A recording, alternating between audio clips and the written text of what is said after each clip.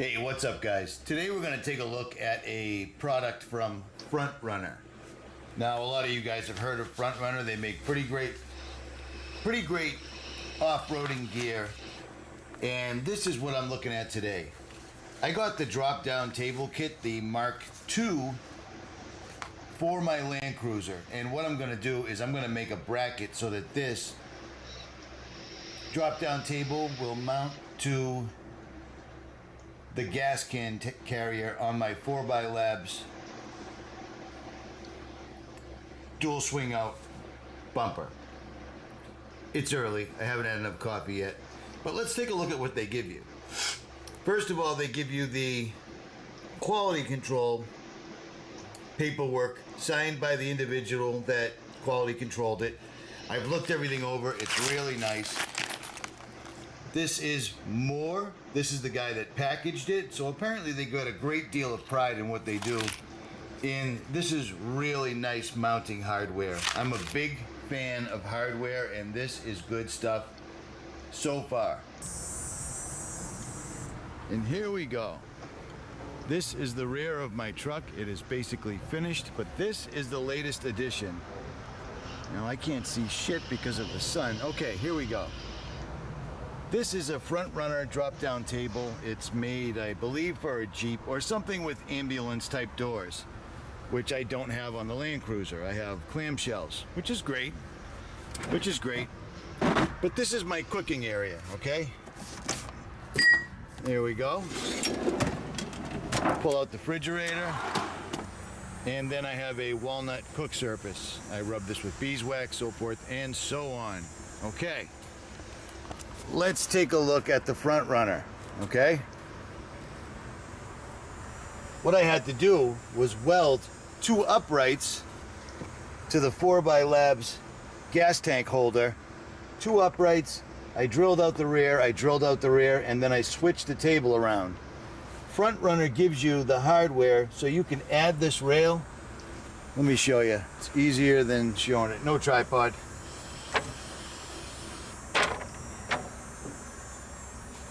Take a look at this. Now it had come set up to open the other way. And again, they give you this bracket down here. You have to remove the entire bracket, swap it over, and swap that set screw around, and you are good to go. So now, this gives me a nice little work area. Take a look at this from the rear. This is ideal for me. So now I can have my refrigerator's right here, my cooktop, or I can set up over here or on a smaller table. I haven't exactly figured it out yet. I'm simply trying to use the space as I can. Now this wouldn't be bad at all for your, like I have the Coleman grill right here, the Gladiator. This is a great grill. I'll be doing a review on that soon. You could set that up here, but I wouldn't because I have my gas behind it. You know what I mean? So I'm still gonna figure that all out, but this is exactly what I wanted. I have as much surface area as humanly possible, and it worked out well. Really nice setup, really nice hardware, top quality stuff. All the cables are coated in rubber, which is nice because I made this one, which is nice, but I wasn't able to coat it with rubber. It's nice to see them go that little extra step.